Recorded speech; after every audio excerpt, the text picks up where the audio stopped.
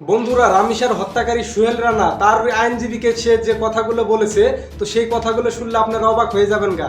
তো সোহেল রানার পক্ষে যে আইনজীবী দিয়েছে আমাদের বাংলাদেশের রাষ্ট্র থেকে যে আইনজীবী সোহেল রানা পেয়েছে, সেই আইনজীবী কথা বলতেছে। তো আইনজীবীকে সোহেল রানা বলছে যে আমার একটি সন্তান রয়েছে, আমাকে মাফ করে দেন, আমি দোষ করেছি, আমাকে মাফ করে দেন, আমি আর করতাম না, আমার স্ত্রী সন্তান রয়েছে, আমার বেঁচে থাকার দরকার।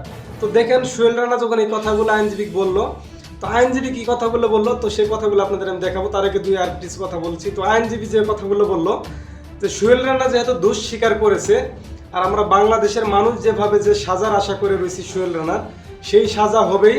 কারণ সোহেল রানা যেহেতু দোষ স্বীকার করছে, সোহেল রানার পক্ষে সোহেলকে আইনের ফাঁক থেকে বের করার মতো তার পক্ষে কোনো লোক নাই। কারণ সোহেলকে যে আইনজীবী দিয়েছে তাকে দায়িত্ব দেওয়া হয়েছে এই বিচারটা সুষ্ঠুভাবে করার জন্য। তো সেই আইনজীবী ন্যায্য যে বিচারটা সেটি করার জন্য উনি চেষ্টা করতেছে, কারো পক্ষে যায় না। তো আইনজীবী যে কথাগুলো বলছে, যে সোহেল রানা দোষ যেহেতু স্বীকার করেছে, আর যেহেতু দেশের মানুষ সাজা চাচ্ছে, অতএব তার শাস্তি হবেই। আমরা যে শাস্তি আশা করেছি, সর্বোচ্চ শাস্তি মৃত্যুদণ্ড, সেই শাস্তি হবে।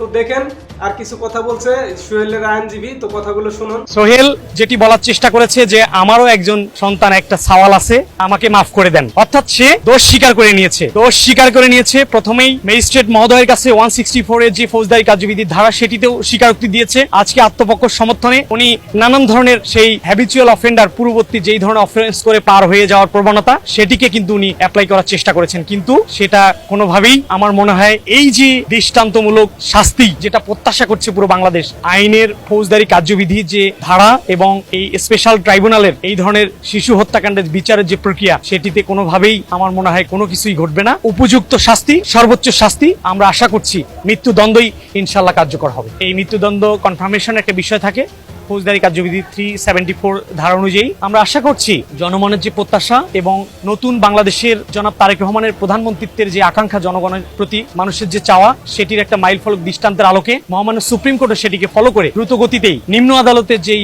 সাজাটি হবে, উপযুক্ত যেই বিচারটি আমরা প্রত্যাশা করছি মৃত্যুদণ্ড, তৎপরবর্তীতে দ্রুতই এই মামলার এলসিআর মহামান্য সুপ্রিম কোর্টে প্রেরিত হবে। ওনারা সেটি তলব করবেন এবং দ্রুতই এই মামলার রায় ইনশাল্লাহ আইনগত যে প্রসিডিওর রয়েছে সেটি রাষ্ট্রপক্ষ সুনিশ্চিত করবেন।